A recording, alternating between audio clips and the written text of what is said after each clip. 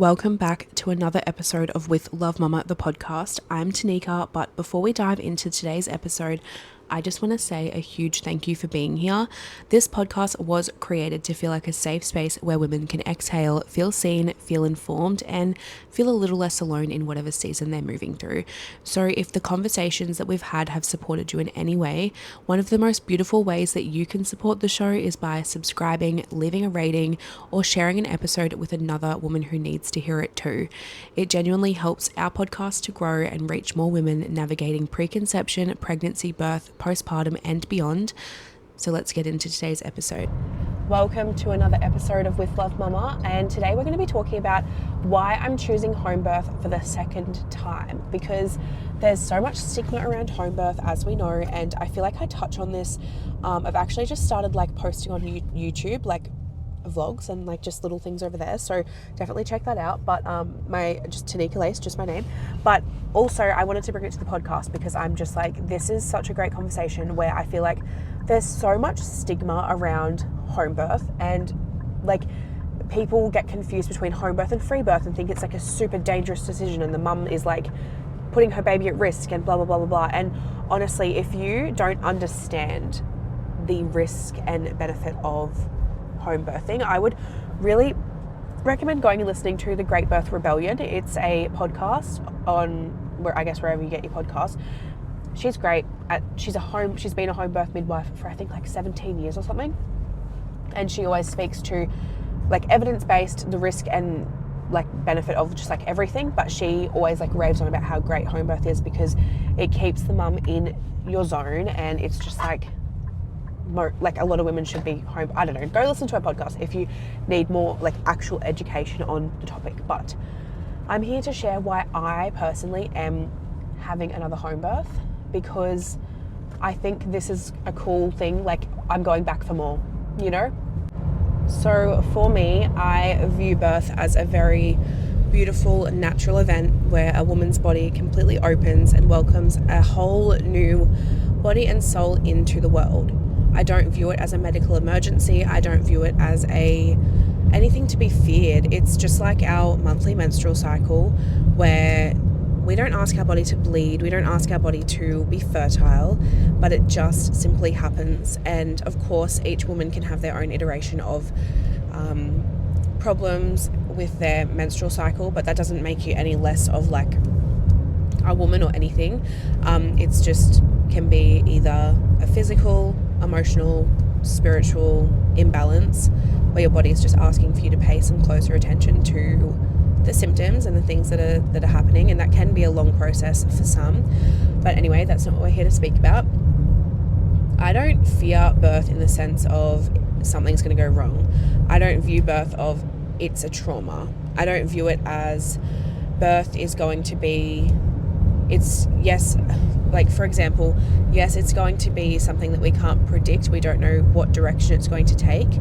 Although I don't view that as something to be feared. I view that as actually something so beautiful, in the sense that if we just lean into that more feminine side of us, where we don't need to control and we don't need to know, and we simply just surrender and soften into whatever that experience is going to be, it is beautiful. And it is beautiful in no matter way that you birth your child. So for me, we are obviously having another home birth because I feel so safe in my home. And my home is something that I feel like I'm a bit of a homebody. I love socializing and going out, but equally I'm so big on come over for dinner, if your friends come over, let's have takeaway at home. I'm so big on let's have a barbecue at home.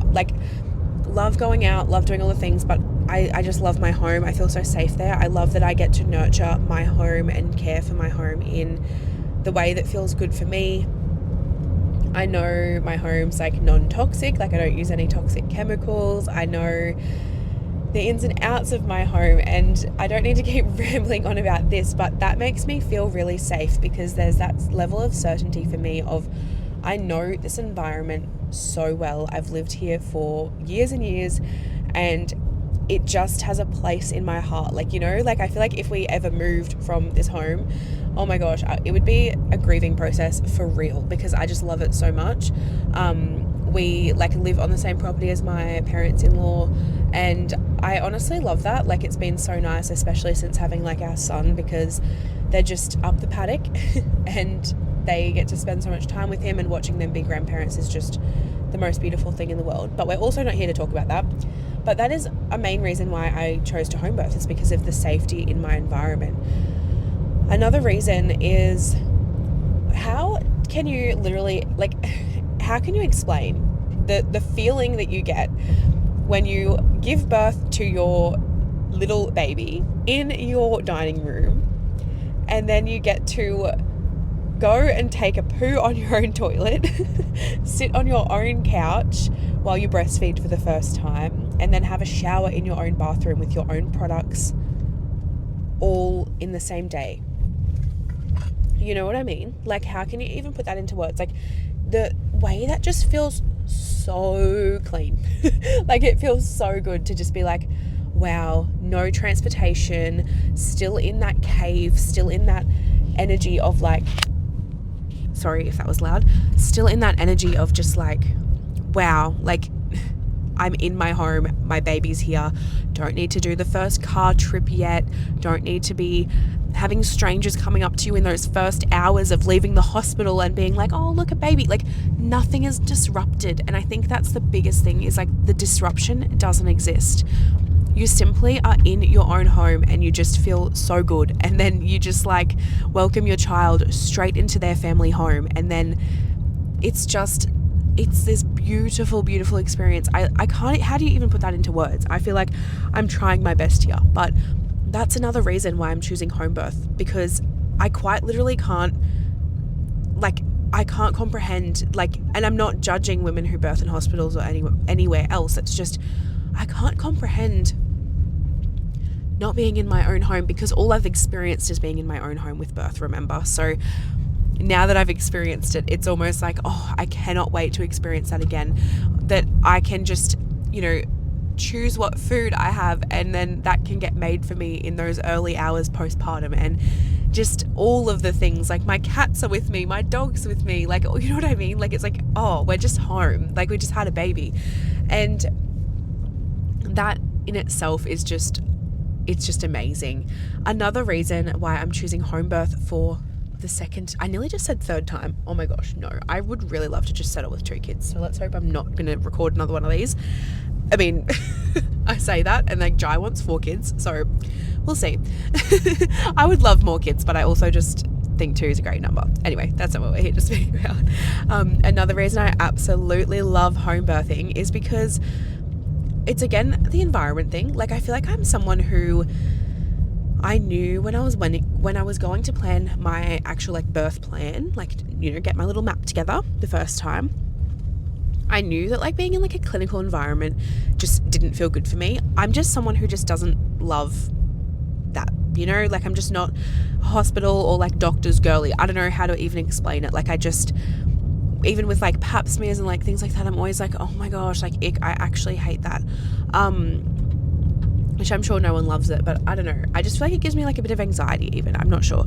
So being able to actually set up my environment and know, like, have that certainty around, this is where the birth pool's going.